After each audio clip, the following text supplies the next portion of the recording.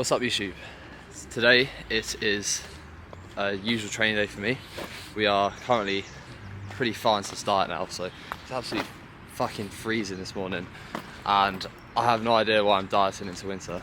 Well, I do, I'm joking, but yeah, it's just it is funny when you're dieting and you're getting leaner and it's getting colder and you're getting leaner.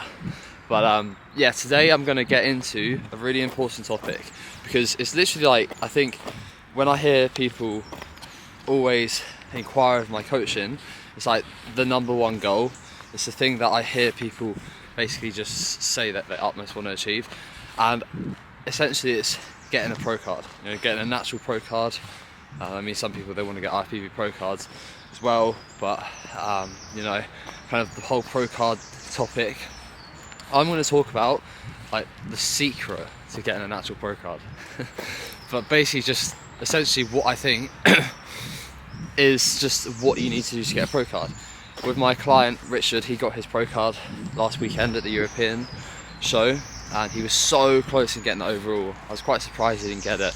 A lot of people said to me he deserved it, but he still got his pro card, and I've got my pro card. You know, I think I'm sort of in the position where I can kind of talk about like how you can get a pro card. What are the commonalities I see between myself and Richard? How have we got pro cards?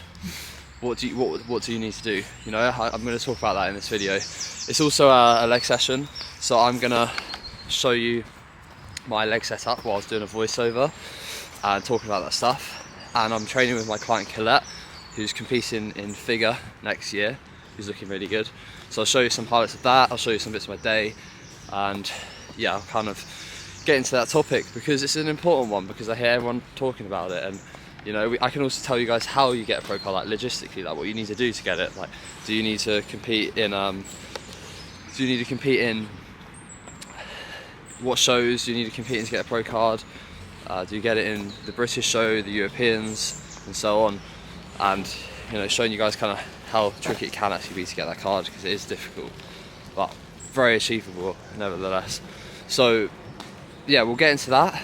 Doing my steps right now, and yeah, I have to do 12,500 steps. So doing some of my steps right now this morning. You just saw my check-in as well, because it's my check-in day with AJ, so I've got to send that across. And yeah, other than that, it's just another normal day really. But yeah, let's go. Also, let me know what you think of this type of video in terms of whether you prefer the vlogs or the more like high quality production, because it's always useful to know. And you know, I'll keep the content coming in terms of what you guys want to see. But yeah, let's get on with the video. Hey mate, hope you're doing well. Just going to do my check-in right now.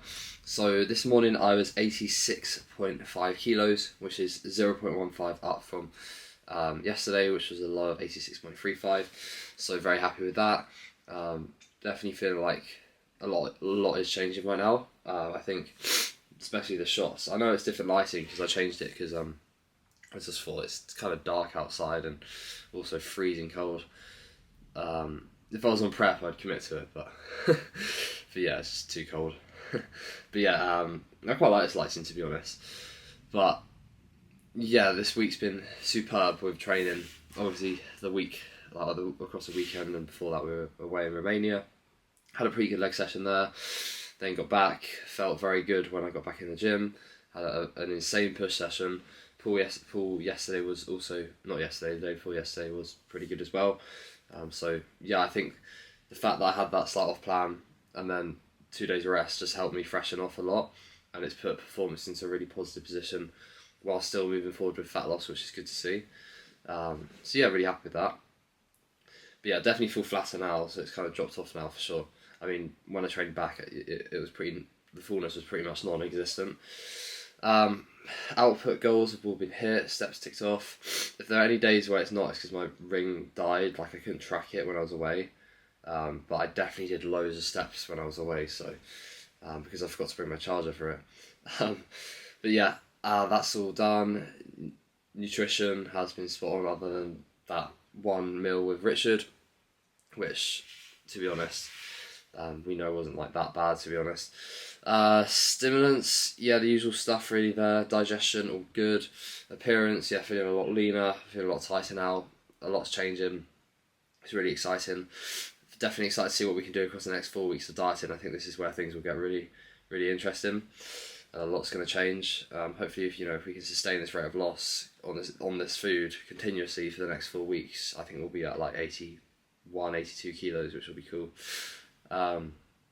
Yeah, work's going really well. That's all good. Very busy with that. Sleep is spot on, in a really good position. As it's got colder now, sleep's just so good. So happy with that. And yeah, no real questions. Obviously, kind of like, I think this was my stage weight. This is my starting point for prep last time, right? Like this weight. And I think being here, I'm looking at myself, think, yeah, maybe just a little bit more off to start in terms of just like maybe the glutes. And then I think it'll be a perfect starting position. So maybe we could just see across what happens across the next 2-3 weeks and figure out like where exactly you think we should start prep from. I just think maybe looking at the glutes, so they just need a bit more off to start prep from. I think maybe like starting prep at 84 kilos is going to be really good, but we can see. So yeah, pretty much happy with everything else, mate. Like, it's been a very good week, to be honest. Training before was a bit slow, but recently it's been really positive, so very happy with that. Yeah, other than that, I think it's all good, so pretty short check-in actually. But yeah, I will catch up with you soon. So I got this new Perform flavour, sweet and salty popcorn. Now I was literally basically just talking shit about this flavour before I tried it. I was like, oh, it'd be horrible. Sweet and salty popcorn, I can't imagine that as protein. Because you can't really, like, it's salty. You think, sweet and salty. I don't know, it just doesn't sound like it would be a nice protein. Then so I was told that it was actually really good. And I thought, you know what, I'm going to risk it. Because I want to try new flavours. Tried it, hands down, best protein flavour I think I've had from Perform. So we're going to do it right now as well. Even though I've already had it, I just told you that. But, we'll just, you can see my reaction. Because so far I had it with almond milk and peanut butter. And it tasted amazing.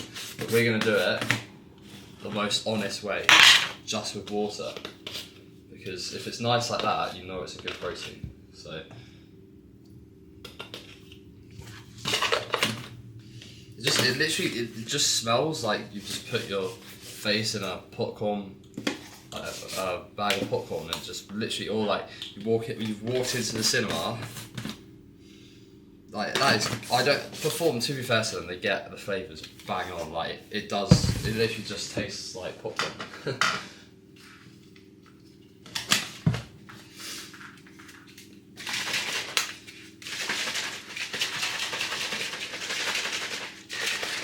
You've got to shake it properly, otherwise it clumps.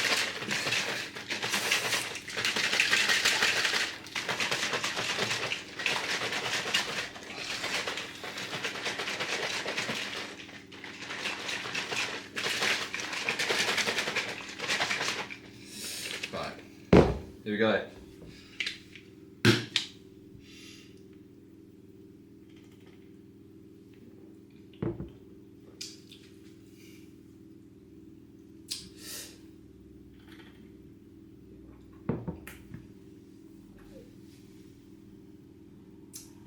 That's it.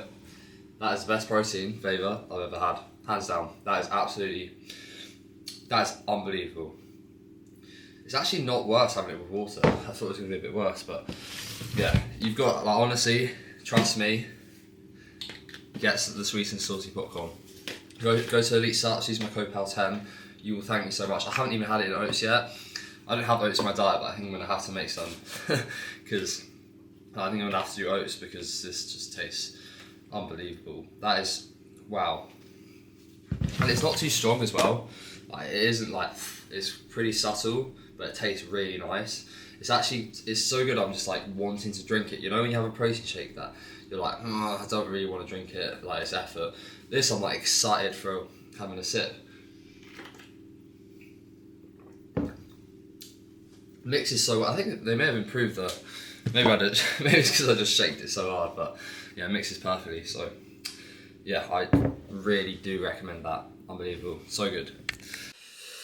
So about to do check-ins, hence the mic. So a lot of people ask, like, friends and family friends and stuff, they're like, how do you have 50 plus clients? How do you manage that? Like, that must be so difficult to manage. But honestly, if you have a system in place, you can do that. And the system I use not only creates a good service for my clients, but it is easier to manage my time. So what I'm about to do is, I've got a set number of check-ins that I've received. They've messaged me on WhatsApp, they've sent all the information across, they've updated the sheet on Google Sheets as well. So what will happen is, I've got my laptop here. So I've got my laptop here. So I make notes on the check-in sheet, what they've updated, I look at their shots, I look at their training clips, and then I make lots of notes to talk about, and then I do a screen record on my laptop, I film myself, I talk, give them feedback on the notes that I've written for 5 to 10 minutes, and it's the next check-in. So it's an efficient process, and it works, and it gives a high quality service. So that's what I'm about to do. Go through each client, give them their undivided attention. That's so important. I think a lot of the time people think, you've got loads of prep clients, I'm not that important. That's not that. You never want that to be the case. A lot of people can think that's going to be the case when they start with a coach. It's like, I don't want to compete, so they're not going to care as much. And some people are like that. If they're like that, that's kind of, it's awful. Like, they're paying you the same price. They're the same. Like, why is it that their goals are less important than someone else's goals? Just because they don't want to step on a stage doesn't mean those goals can't be as important. So this service allows for that same attention for every client, which is so important. So yeah, going to do that now, and yeah, do the check-ins, morning check-ins. I always really enjoy this, and it's a chance for me to talk to my clients, as opposed to, when people just type to their clients, you don't create that personalised sort of relationship. So anyway, yeah, let's do it. Hey mate, hope you're doing well. Thank you for your check-in. So yeah, I'm very happy, mate, with this week. Obviously a bit of a frustrating week on your end in terms of the injury with training, but honestly very happy. So pre-workout meal, about to go down. So this is 100 grams of white rice, 200 grams of chicken, and then just greens, courgettes, and then some sriracha. I use quite a lot of this. But yeah, this has been my meal throughout the whole diet really. This isn't a full day of eating, but I just thought I may as well just show you what I'm going to eat before I go to the gym. And yeah, I absolutely love this. In terms of just, like, at this point in the day, I'm just so hungry. So in terms of appetite being so high at this point before I head to the gym, this goes down so well. I'm just literally so hungry now, I just want to eat it. And then as well, I just do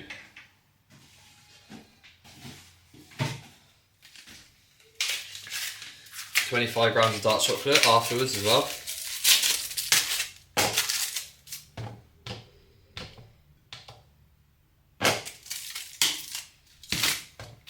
These scales are weird. I should probably get new scales because they always just glitch out, and then it's like, I put something on the scale and it will just keep going up and up and up, and then I have to reset it.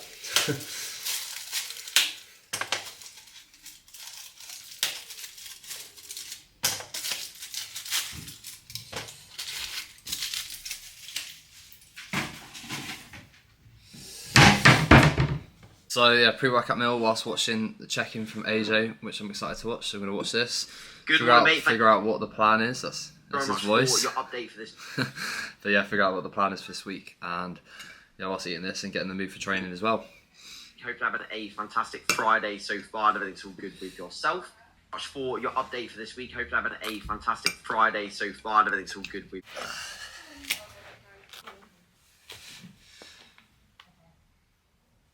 You see me putting on these shoes. They're the Nike Metcon 9s. Everyone keeps saying, oh, you got a CrossFit shoe, but honestly, they are so good. Like, if you like wearing squat shoes when you squat, but you find, I don't know, it's a bit of a hassle, right? You don't always want to walk around in squat shoes. You take them off and put them on, you take them off. These, they're your trainer, but they're also a squat shoe. It's completely flat and like completely firm. There's slight heel elevation, just like a tiny bit there. So it is perfect for squats because it gives you that extra knee flexion. It's also more stable on a platform. I like to, you probably see me on a hack squat doing bare feet and take my socks off. That's because my socks slip. Now I don't have to do that, and now my feet don't have to be freezing cold, and I get a bit more heel elevation. I feel a bit more stable with the floor. So yeah, I'm excited to use them today for hacks. I used them when I was away and in Romania, and I used that Atlantis hack, but the feet are a bit high on that platform, but it's still, they're really good. And like when I used them on the leg press, I took them off for a warm-up and I actually preferred it with them on, so it says a lot. So I definitely advise them. Nike Metcon Nikes, really good.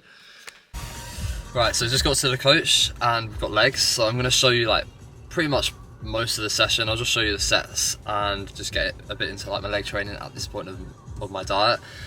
And yeah, other than that, just the usual stuff really, but I'll do a voiceover, so I'll go through everything for you guys and just go into depth of like kind of where I'm at right now on my mini diet as well, because I haven't really touched on that yet.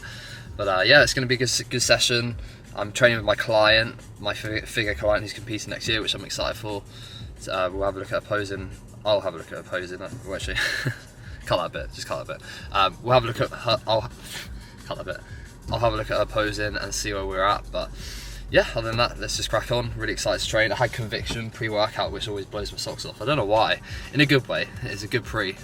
I'm just in the mood to train, which, you know, I think it's kind of a combination of that, but also the fact that I took an extra rest day recently and I'm feeling a bit more fresh and motivated, to be honest. So yeah, let's do it. Let's go. What's up, guys? So yeah, this is going to be a voiceover across this session. I haven't actually done one in a while, so it'll be good to do one.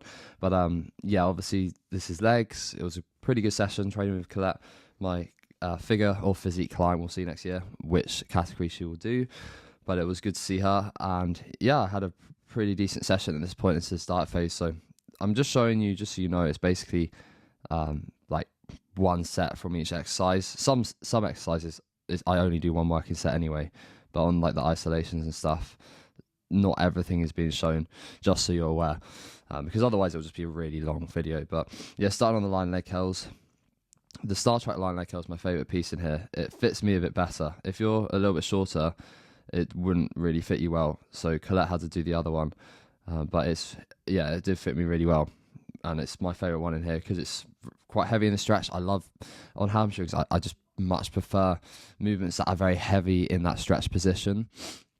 I just feel like I get such a better connection in the hamstrings as opposed to movements where there's not that much tension in the stretch and then it gets just really hard in the short. It's just what I've noticed. But yeah, in terms of my diet right now, like I've got 4 weeks left of dieting.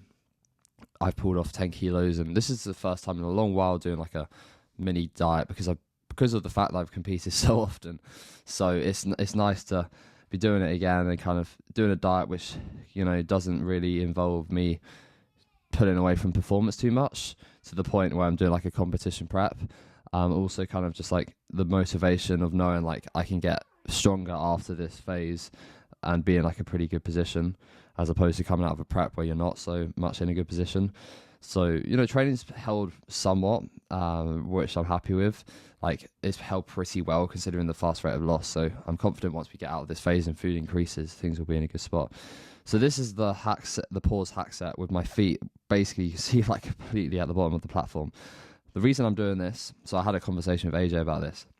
I find because I deadlift and then I rest and then I go into legs, I go into the hack set with really sore erectors, and it means that I feel powerless in the hole when my erectors are super sore, and therefore putting your feet lower just gives you more knee flexion, takes the glutes out of the equation massively.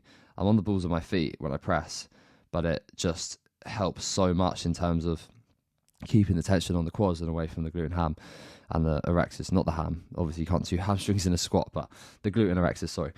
But yeah, that's why I'm doing it, and I'm confident as I get better at the skill of like squatting on the balls of my feet, I will get really good at this setup, because also after this diet, I'm probably going to be doing deficit pulls on pull day and then deadlifts on the other pull day, which means I'm going to be hinging twice, and I need to make sure my hacks can still progress well.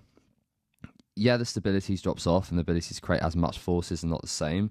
However, it just gives you so much flexion and the stretch through the quads, and also the tension through the lower quads. An area of my quads I want more is that area, like the teardrop, you know, the VMOs, like just the lower quad area to develop more so, because I've got quite a good upper quad, like a big sweep, but it's not the case as much so with the lower quads. And AJ does it like this on the hacks, and man, I mean, I know he doesn't post many physique updates, but I've seen his legs recently, and the development around the knee just correlates so much with it.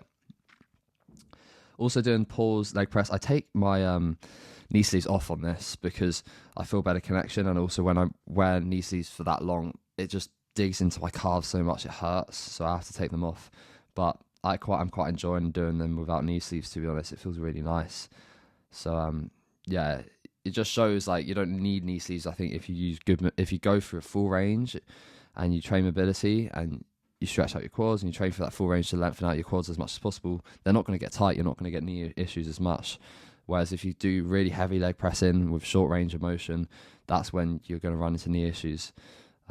So yeah, obviously we'll see. Like when I start pushing weight up more in the growing phase, we'll see with the setup, but I think it'll be fine. So yeah, I think like the pauses though, just I don't think I'm going to go back. Like the pauses, I can't see myself taking the pauses out now, with considering how good it feels. So this is the Kaiser leg extension, which you've probably seen me talk about before in here, which is air pressure. Sometimes the machine doesn't go heavy enough, and then I have to wait and release all the pressure out, and then I have to wait until it goes back up, and then it will let me go heavier. So it can be a bit of a pain sometimes, but I think the air pressure unit isn't big enough. So, but this time it worked, so I had to wait for a bit. But yeah, I actually do just one set on this. So with my quads, one set is all I really need. And I just feel like if that means I recover better into my hinge and into my deadlift set in a few sleeps, that's what I want. That's the lift that matters more to me. So yeah, I personally think with these leg extensions, doing them afterwards when I've been doing the hacks with that setup I just discussed, the tension I get around the knee is crazy. And I'm pretty excited to see what it can transfer to in terms of quad growth, which will be cool. But yeah, performance, like I said, across this diet phase has held really well. Like this leg extension hasn't dropped off at all. This hip thrust is 280 kg, and this is a weight that I would have not had any chance of moving at all, even in my growing phase at the earlier stages. But because of how consistent I've been with it, yeah, it's held really well, and it's now like progressed really well, and now through the diet it's held really well, and it's a lift that matters a lot for me. Like I needed a lot more glute development, so the fact that I'm doing stuff like this is really exciting. I'm confident we can push this pretty crazily in the growing phase as well.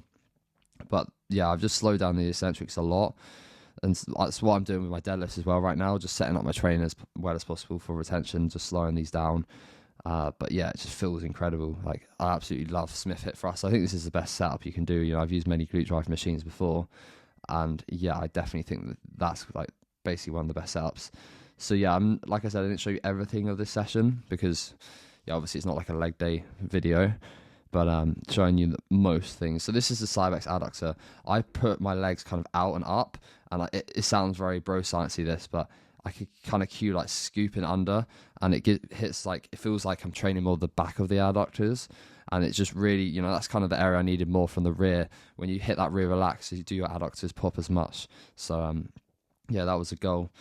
But yeah, that's pretty much a wrap for this voiceover. Hopefully you enjoyed it. After this clip, you're going to get straight into me discussing what I think is the number one best piece of advice I could give to getting a pro card.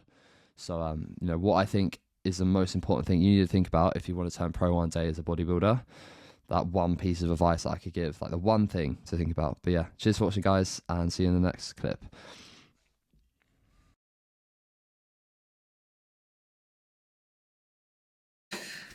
Right, this is going to be the main topic of this video, where we talk about kind of how you can get a pro card in natural bodybuilding, and my biggest advice and like why I feel like I've gotten to where I am in terms of natural bodybuilding, and where my clients have been able to get to where they want to be as well in terms of getting pro cards. Yeah, I was meant to film this when I got back from the gym, but we had to rush off to Cardiff because we're seeing Ruby's family, and yeah, I just thought I'd do this in the car right now. The production quality is clearly so good, but yeah, it doesn't matter. So I guess like the first and like, if you're used to watching my videos, you might have an idea of what I'm gonna say in terms of like what you need to do. But I honestly, like when I look back on like my training across the last, I guess it's almost 10 years now, when I look back on it and think about like what is it that I managed to do, like why am I a pro? There's literally just one thing that comes to my mind every single time, And it's the same thing with Richard as well, because he's trained for the same time I have. And, you know, I was he made a joke because I went for a meal with him and I was making sure there's enough protein or something, and he was like, oh, I'm like that. And it's just like, that's the mentality that you need. Like, not that you need to make sure there's protein in your off-plan meals, but what I'm trying to say is you can't miss a beat. You just can't miss a beat. For the last 10 years, I've always tried to get in a session. My mates used to laugh at me and be like, you're on holiday, chill out. But I'd always try and find a gym near where I'm staying. If I was abroad, I'd always try and train. I'd always get in my sessions, no matter what. Because that is honestly, like, the most important thing is consistency. For the last 10 years, I've always got in my sessions. And since 19 years old, since competing, I've always hit my meals. I've never missed meals. I've always made sure to get protein spikes. If I'm traveling and I don't have my meals with me, I'll always find a way. I'm a strong believer, if there's a will, there's a way. Every time. So that's why I'm where I am right now, is because for the last 10 years, I've just trained consistently and I've trained hard. And I know this is probably the most basic advice you've ever heard, but I hope it really hits home.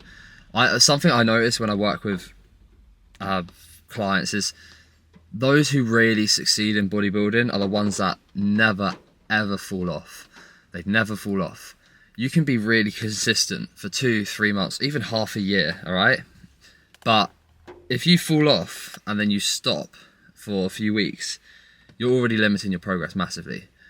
Don't let that happen. Don't fall off. Okay, obviously there might be the rare occasion where something goes wrong, something's out of your control. I've had things out of my control happen, but that's only when I have no other way of not doing it, you know? And that's the truth. Like, if you want to be successful in this sport, you have to give your all to those things, you know, training, nutrition, for as long as you can. And it almost becomes habitual. You almost expect to train. It's like if you don't train, something's wrong. You're like, what's happened here? I'm not saying you need to train every day, but just follow your split perfectly and don't fall off. And if you do that for time and time again, you will be where you need to be. And your physique will reflect in that. And then that's when we start thinking about the more, like, the finer details of the coach you use, how you set up your prep, exercise selection, fatigue management. All those things are like the icing on the cake. The cake is just training consistently. Training hard consistently. If you do those things, I promise you will get to where you want to be. But nowadays I have a lot of people approach me and go, I want a pro card, and they haven't been consistent for long enough to say something like that. Don't start saying you want to get a pro card if you can't stay consistent for years and years and years. Honestly, for years and years and years. I have trained for 10 years and I didn't think about a pro card until 2 years ago. And that's me, like I said, being really consistent. So yeah, consistency is above anything, you know, that's the most important thing. So yeah, that's kind of my take on it. And I think that's the most important thing that people need to realise, because nowadays it's like the flashy thing, a pro card, everyone wants a pro card, but are they really willing to put in the work? But not to put in the work for the pro card itself, but just to do the work because they love doing the work. That's what it comes down to. If the pro card if the idea of getting a pro card, say you couldn't get pro cards anymore, would you still be doing it? Because if it's a no, you know, it's not, the sport probably isn't for you. So hopefully that was useful. Obviously it's like the most basic advice I could probably give, but I hope that hits home that I'm stressing this so much, because it is quite funny how many people I hear talking about pro cards and they can't even stay consistent. And that's not me trying to, like, sort of put people down and say, like, oh, that's ridiculous that they're trying to set goals like that. But at the end of the day, like, you've got to focus on kind of, you know, walking before you can run. And the walking is just non-stop ticking those boxes, non-stop. So yeah, anyway, that's rant over. But it's not even like about a pro card, it's just if you want the physique you want, it's the same thing. But the pro card is like, if you every single person that is a pro, I guarantee you, like the majority of them, they would have been so consistent for ages. You know, that's the commonality between everyone. It doesn't matter what training approach they take. It doesn't matter if they train reps in reserve. It doesn't matter if they train to failure or not. It doesn't matter if, you know, what foods they eat. Honestly, the thing that they'll all share in common is consistency. So yeah, hopefully that was useful, guys. Like and subscribe, all that stuff, and yeah, I'll catch you in the next video. just a bit of a rant this time, but something I really believe in that. And hopefully, you know, some of you will watch this and think, damn, I need to just nail those boxes. And, you know, if you fall off, like, the thing is as well, like, if you fall off for a day, just get back on it. Don't dwell on the things. Like, I feel like what people do a lot of the time is they fall off and then they just can't get back to it. So yeah, hopefully that has given you some motivation. Keep smashing your goals, guys, and yeah, I will see you in the next video. See you soon.